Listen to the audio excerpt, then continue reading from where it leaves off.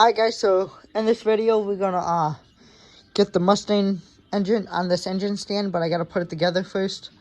It's 1,000 pound, says. I got it from Harbor Freight, so hopefully it works and it's good. It's probably not the best of quality, but I think it'll work for what we gotta do. So let me unbox this and start putting them together. Alright guys, so as you can see, that's together. Engine's still sitting over there. We're gonna get it on there, onto the engine stand, and clean up the garage, put the Mustang tires back on it so we can push it out, so I can clean up that engine bay. Imagine we'll do it while the engine's out. So let's get started.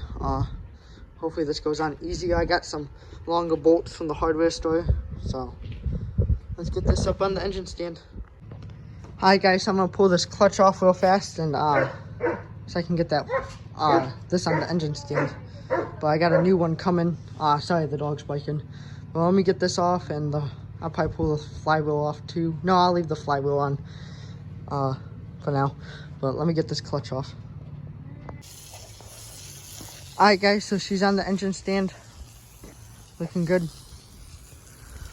Made a little bit of mess, I guess, spray it down with some soap and stuff. But I got the wheels on the car, and I'm going to put the hood on it and park it outside for now. But let me get that done and get that engine in here. And we'll start taking that engine apart probably tomorrow. So hopefully I can drop those heads off Monday. Get those resurfaced and redone. Car's out there. I got to get those two things in here, the engine and the engine stand and the hoist. So let's get those in here. That's where she'll sit for hopefully not too long, a week or so, week or two. Alright guys, so we got the engine and stuff in here like I said before. Only thing I'm going to do tonight is take the manifolds off, the exhaust manifolds. Then tomorrow we'll start getting the heads off. But let me pull those off real fast. I already got the bolts loosened up on them. I just want to see what it looks like behind them. Alright guys, so we got the engine outside because there's more light and everything. I got both of the manifolds off. They're sitting over there. Now I'm going to start pulling this wiring harness off. And then we'll go from there. The manifolds were pretty easy to take off. None of the studs broke or nothing. Some of them got stuck in there, stayed in. Some of them came out. So let's start pulling it apart. Get the engine harness off, and then I'll probably take the alternator off. Alright guys, so the wiring harness is off the engine. It's laying over there. Alternator's loose, so I'm just going to pull that off next. And from there, I'm going to start taking this intake manifold off. I haven't done it, so I got to look at it. I may have to take the fuel wheels off first. I'm not sure. And then we'll go from there. Alright guys, last update until I get the intake off. But I got the fuel wheel off, injectors off, alternators off. And now I'm going to pull that intake off. So after I get that done, I think after the intake's off, I think we'll pull all these pulleys off that we got to, the timing cover and valve covers.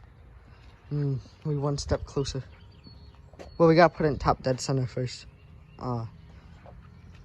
Whatever it's called, but yeah, let's get this done. Alright guys, so the intake is off. All 4 spark plugs out. This side looks pretty good. They all look like they burn in the same, but for some reason I'm gonna upload this video here soon, and if I don't figure out why it's doing this, I don't know if the head's cracked or something, but there's like oil inside here on the valves. The spark plug's hole was full of oil. Definitely this one. That one had a little bit in it, and the other two were decent, but there's oil on top of the valves too. I wish I could show you guys, and somewhat on this side, but all these spark plugs are dry. Just those two are soaked in oil too. But if you guys know what that issue is, let me know. But yeah, next step is going to be starting to put it top dead center and pulling the timing chain off and the valve covers, and then taking the heads off. So we don't got much more to go. I may try to time lapse that if I can find a way to do it, so that'd be cool. But yeah, we're making pretty good progress so far. This is actually pretty simple. Nothing really hard to remember, and I marked everything, so if you guys have to do something like this, it's really not that scary. Definitely with the engine out of the car. Alright guys, so we got the timing chain cover off, as you can see, and the last steps to getting the head off is timing chain and the head bolts. So we're gonna get to that right now. I'm gonna try to time lapse it, but if I don't, I'm sorry. I'm gonna try to figure out a way to do it. Probably watch me struggle a little bit.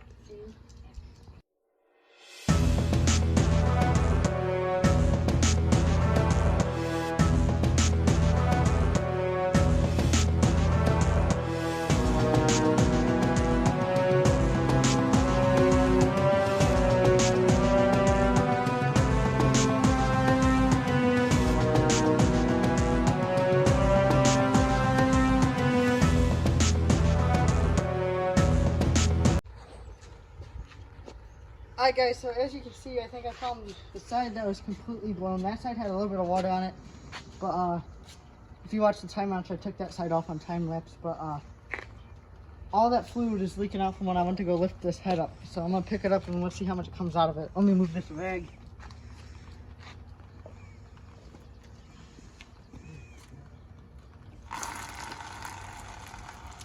And that would be the problem.